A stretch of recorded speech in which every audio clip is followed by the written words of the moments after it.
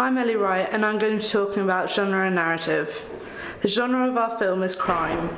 We looked at films which had the same genre for inspiration, such as Brighton Rock. This helped us look at conventions of crime films with things like our characters and narrative.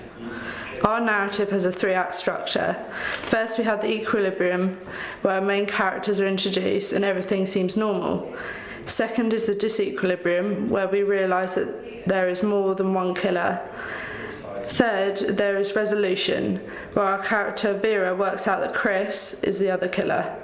We wanted to make a conventional narrative like older films so we could fit with our film noir style of editing and filming. I'm Jane Lawrance and I will be talking about camera work and editing. Our piece uses lots of close-up shots. This incorporates postmodern elements, as Tarantino uses this a lot in his films.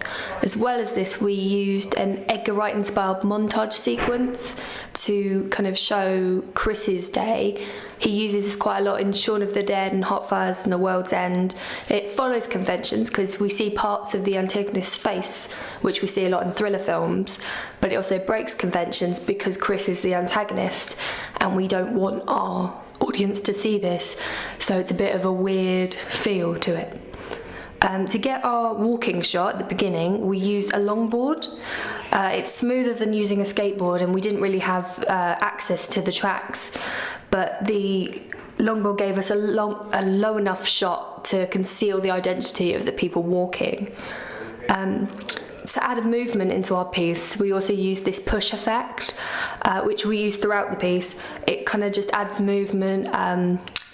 When we move from the beach to the running, it adds kind of a pan shot, but like a pre-pan shot to the running of Luke, who is playing Chris at the time.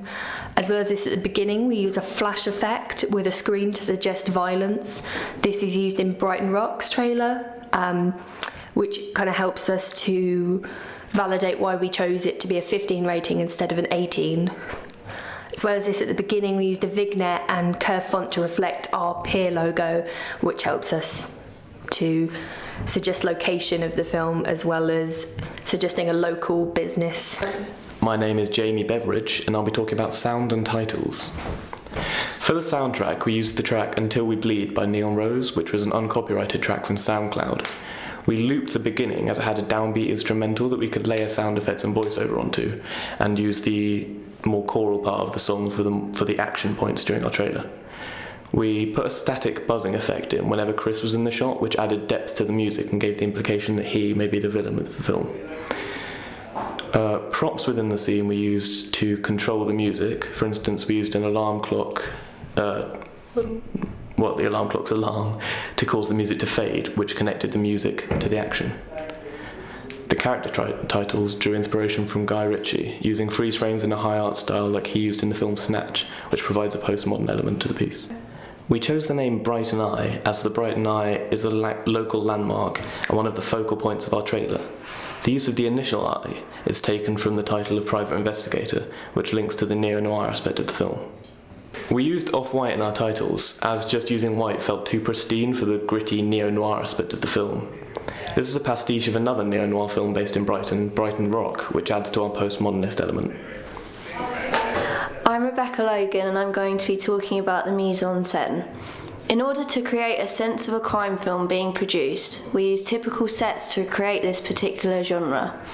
By taking inspiration from the film Brighton Rock, we were able to see what locations they used and possibly incorporate that into our own film.